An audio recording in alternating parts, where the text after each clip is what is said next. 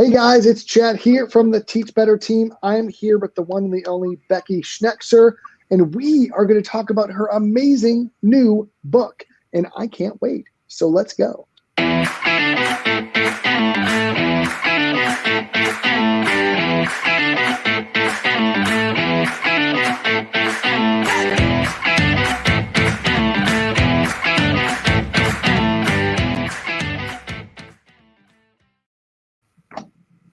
Hello, Becky. How are you tonight?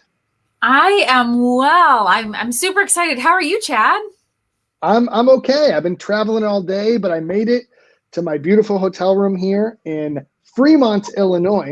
And I was excited because we got to hang out and talk about your new book. So tell us a little bit about that. Yeah, so I wrote a book, surprise, and actually I have it in person now, which is super exciting. And it's called Yeah. Expedition Science. Yeah, it's fun to have it like in my hands. Like it And exists. I love the cover. Like it's one of my favorite covers that I've seen. It's fantastic. I love it. And every piece of it is it's a little bit of my story and a little bit of how I identify as a human being and as an educator. So my book is here, Expedition Science, Empowering Learners Through Exploration, which is like a whole mouthful, but it's thinking about science differently, and really not just science, but thinking about teaching differently, making it an experience, making it discovery based and exploratory rather than kind of this traditional, here's the information and just listen to me hand it to you. So it's very exciting. Yeah. I love that. As a science teacher myself, or a former science teacher myself, I absolutely love this concept, and think that science teachers across the country are going to resonate with this. Now, it's funny because what grade do you currently teach? So I teach kindergarten through 5th grade science. Right. So to me, though, I feel like this ideology can go so far beyond just like K through 5, right? So I love the idea of like kids answering their own questions, exploring the world, and just kind of figuring out how and why things work, right? And so I absolutely love that component of this book. So I've heard you speak. I've literally been in sessions with you, and we've talked. We've gone on runs together with Adam Welcome at the Teach Better conference. Like, I've known you forever, and one of the cool things I'm really excited about with this book is that I feel like in everything you do, Becky, you put yourself at the forefront of it, right? Like, the Becky Schneckser that I see is the Becky Schneckser that everybody else in the world gets to see. And so the fact that you've put all this into a book is super, super exciting for me. And I mean that in like the best possible way, by the way. So that's just amazing. So let's get into the book itself a little bit. I'm a science teacher, and I've been doing things the traditional way. Notes Monday through Thursday, quiz on Friday, and on to the next thing. How can this book help me sort of step towards a better view of what science education can be? Yeah. So every chapter kind of throws you, the very beginning throws you either in my classroom with me or outside with me, or even better, in the Amazon with me. Not Amazon the store, but Amazon, like the Peruvian Amazon rainforest where I do field work. And so every chapter throws you in the middle of a situation. You hear the story, you read the story, you're there with me. And then I break it down. Like, this is what just happened. These are all the things that you possibly could have learned here, probably plus 10 more that I didn't even think of at the time that you might be thinking of. But I feel like this book is one where it puts you in a situation. And this is how I teach. I literally put my scientists in a situation, and I call it sciencing their way out. So I put them in a situation and they have to figure it out. So they start thinking scientifically. They start trying things and failing and succeeding and failing, and eventually succeeding. But that's the way that the book is set up too, where it's putting you in a situation to really think. I help you break it down, and then hopefully it gives you a little inspiration to look at what you currently do a little bit differently. And I am by no means perfect. I fail so much every single day, but I think that's the beauty of it is in those failures, I figure out what didn't work and something that I'm going to try the next time. So I feel like that's what this book really brings, are just different ways of approaching things. And really this mentality of, it's not about what I can't do with my students or can't do with my scientists. It's about, no, what can you do? Let's look at that differently. Let's put this model on its head and figure out something different. What can I do? And get rid of that can't, because we can't everything. I could every day. I can't explore this today, but instead, what can I do? That's really how I look at things. And I'm hoping that's kind of the big takeaway. Yeah. And that goes so far beyond just the science classroom, right? Like any teacher can pick up this book and take that message and into their classroom, right? I love that, because a lot of times, and we both work with educators and we've spoken to educators and trained with educators. Oftentimes you initially get this pushback, and I can kind of hear it as we're talking. You have these, well, I don't have I have like a parking lot and some trees in my school, or I don't have all that fancy lab equipment, or my kids can't, or my kids don't, or I don't think my kids can. Like those are some of my least favorite phrases in the vernacular of any teacher I've ever worked with. And I just love the fact of like simply switching and saying, what can they do and how can you use that to support their education, goes so far beyond just science education. That's like a meta analysis of like a mindset shift that every teacher can have in every classroom, right? Yes. Yeah. And speaking of, I oftentimes get a few different reactions when I talk about what I do. Number one, they say, well, I'm not you. I'm not you, Becky Schnexer. And I'm like, but I don't want you to be me. Like I say that in the book. I don't want you to be me. I want you to be you. And I want you to do this in your way. And then two, they talk about, well, I don't have this big outdoor classroom and I don't have this equipment. And guess what? I don't either. I have right. Social media. I've taught outside for the last year, and oftentimes there's a strip of grass, like a median next to a parking lot. And yes, we can learn so many things there. And there's a whole chapter in the book about limited materials. Let's see. I'm trying to quote myself, and I'm like, I don't even remember what that chapter was called. There's just so much great stuff in there. It's hard to remember it all, right? Limited resources, challenge accepted. That is chapter 9. So if you're worried about, well, I don't have this and I can't do that, chapter 9 is going to be your best friend. So check that one out, because I talk about, in that one, I'll give you a little sneak preview. In chapter 9, it opens up, I'm teaching students in Belize that I'm visiting their school as an instructional coach.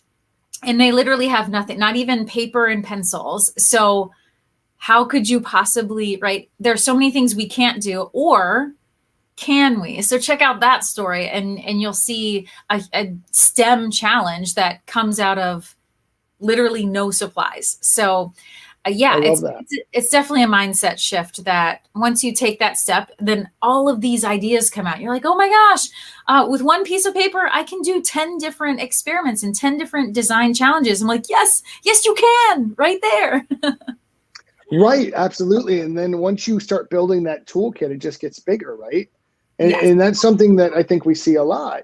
Working with educators or talking with educators, a lot of times what they see as their limits end up being their starting points, right? Because once they start breaking down some of those barriers, all of a sudden they go, oh, this isn't as scary and awful as I thought it was going to be. And my kids like it. So they're learning more. So I'm getting more engagement. So my behavior issues are like, that's actually one of my favorite things. And I'm going to have you talk on this for a second. A lot of times, and I get this too with like self-paced learning and letting kids go and student ownership in general, right?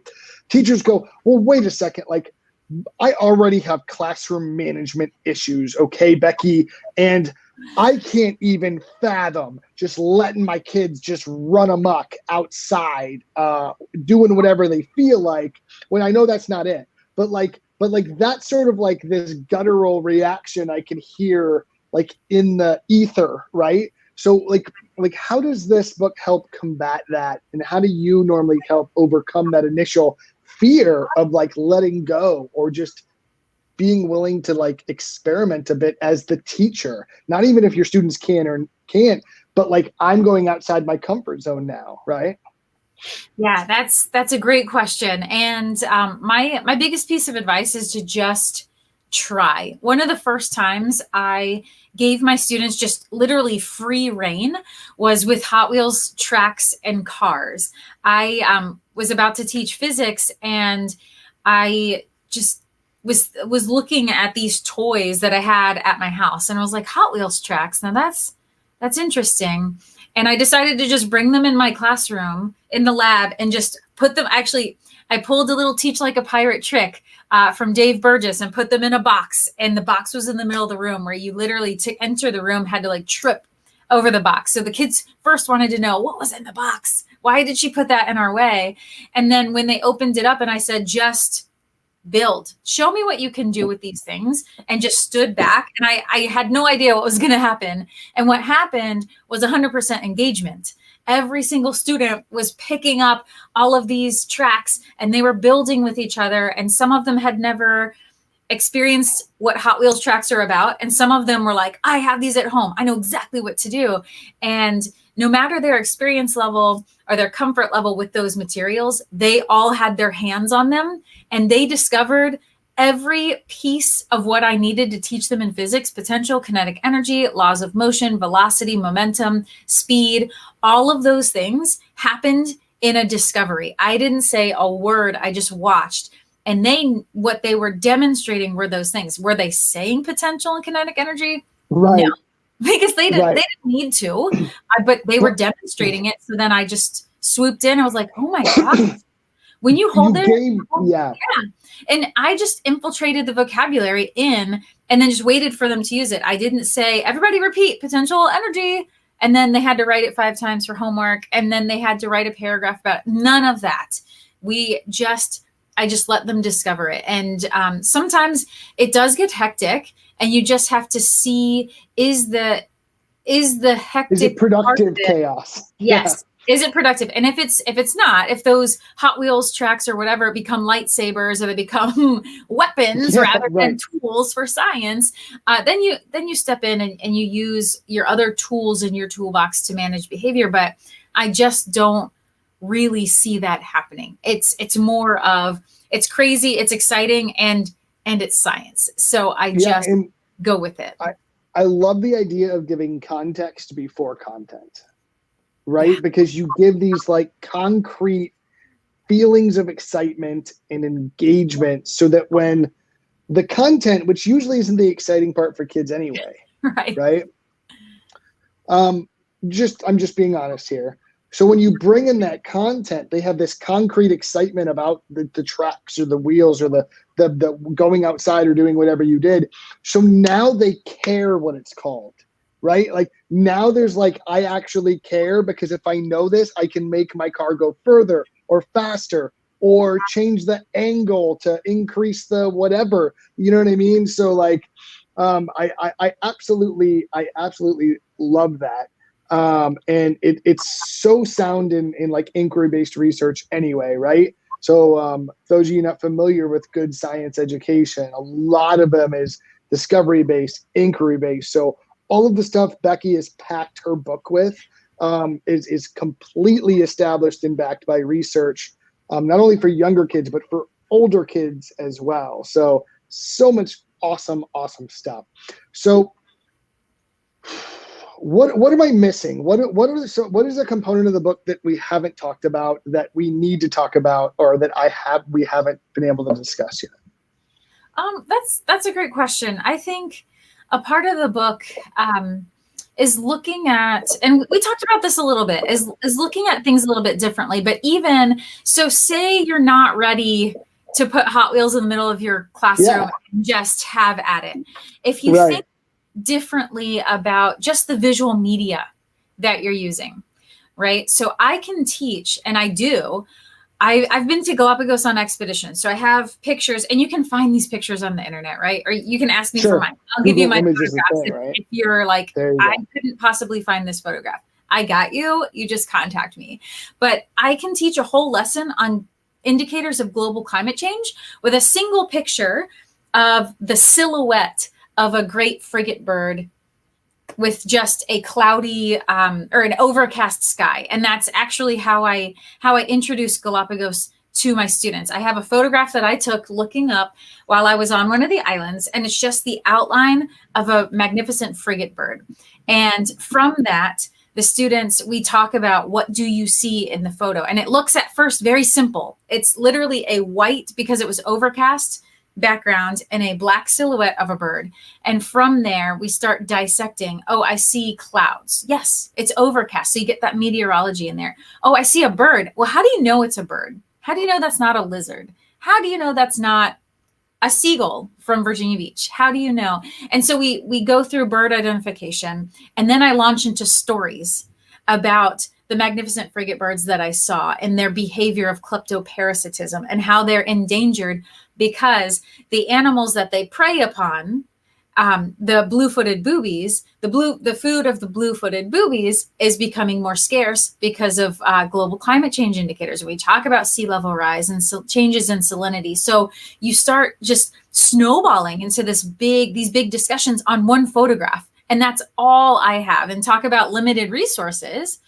Yeah. It's one picture that we started going into, and the power of storytelling. There's a whole chapter in the book too about how a story can tell and can bring you into so many different facets of what you need to teach, content wise, but also just from a human perspective. Like the storytelling chapter starts off with a story about how I was almost eaten by a jaguar. And so I'm not going to tell you the story because I want you to read it.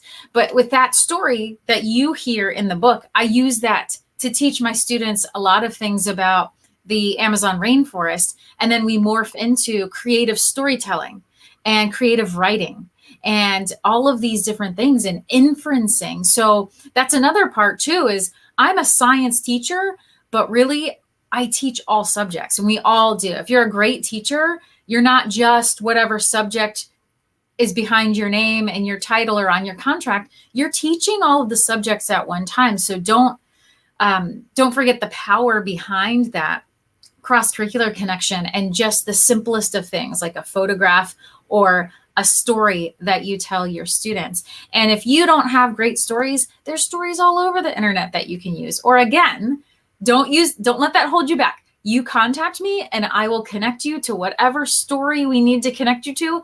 I'll tell your students the story. If you need a storyteller, or I'll find a storyteller for you. But those really simple things can become extremely complex in the matter of seconds. So there's power behind so many different parts of just being human, whether it's this little plant that I have on my desk. And this I can teach a whole lot of things with as well. So it just never underestimate the power of little things and paying attention to what the students pick up on. Like if they're interested in your lanyard or a pen that you always use or the baby Yoda that's in your background or whatever it is, use those things to your advantage. There's so much that can happen just naturally. And science is happening all the time, everywhere. Sure. And it's not that 30-minute block or that 45-minute block or the A day or the B day, whatever it is. Take advantage of those natural things so that you can do what you need to do with your students or get whatever content across to your students that you need to get across.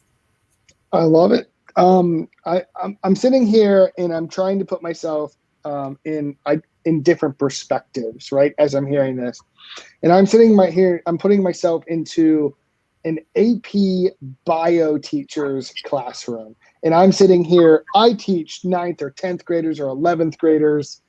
I need to get through all the material. I don't have time to be taking my kids outside. We got to cover cells in 3 days. Like first of all, there's so many broken things about that idea, but like, just let's move past it. I'm telling myself to move past it. Like, what are some sort of baby steps you think they could take from going straight from like, oh my gosh, I have to cover the stuff, which by the way, doesn't mean your students are learning it, which is a big, huge thing, right? To I'm going to provide an experience for my students, right? Which is really what you're talking about, is giving them the reality of the world and the experience of the world first, and then going, why did that happen? What just happened? What are you looking at? What are you being an actual scientist, right? Yeah, that's so incredibly valid, and it's so relevant to the world, because we all, and I have standards to cover too, and I know AP in particular. Of course.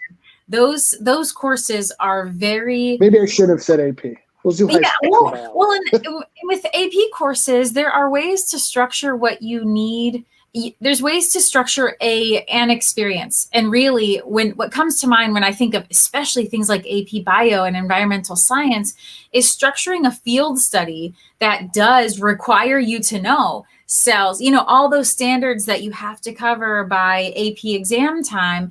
But if you think back about that course holistically, AP Bio, AP Environmental Science, AP Physics, whatever it is, why do we find that so important, right? We've put that AP tag on it. We can test in order to make it count for collegiate level credits.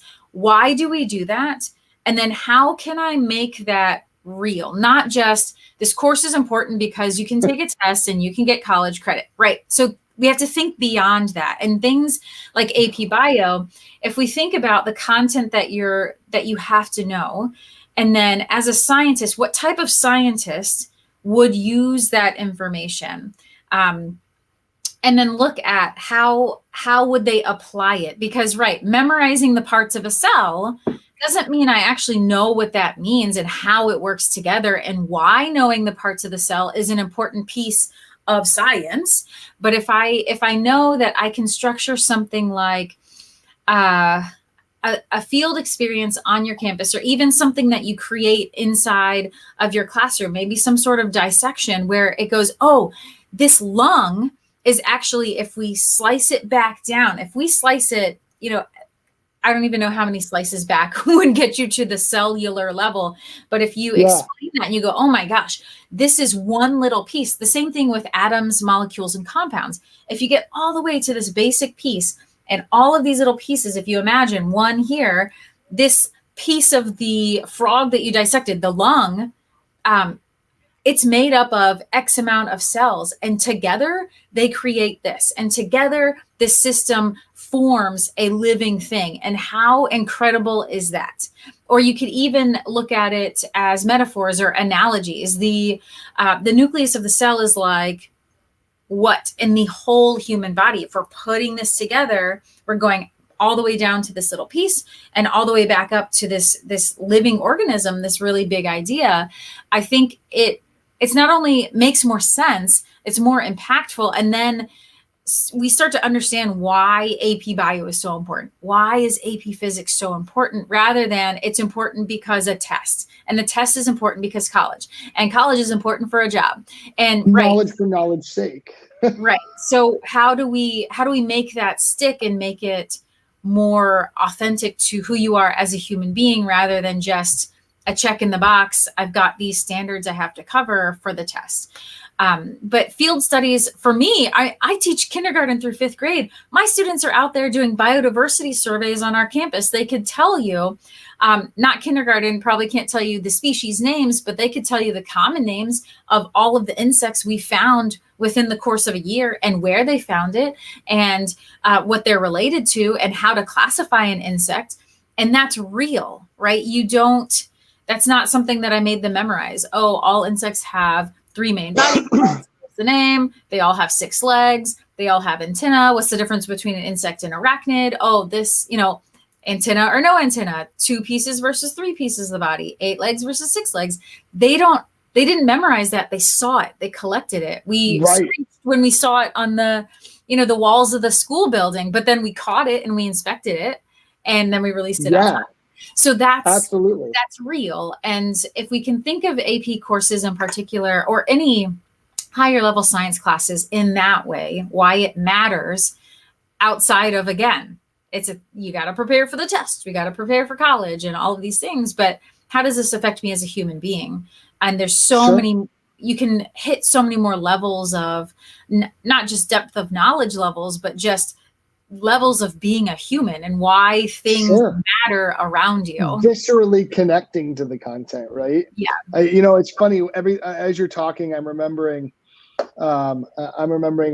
teaching 8th grade advanced physics, and I had a student, and they weren't supposed to be talking at all. They were taking a state test, and I was like proctoring it, and I'm walking around, and there was a question about like potential kinetic energy, and we had done this entire building roller coasters thing where they had to just experiment, a lot like the Hot Wheels track thing, but like with a little bit more guided, structured like questioning for middle schoolers.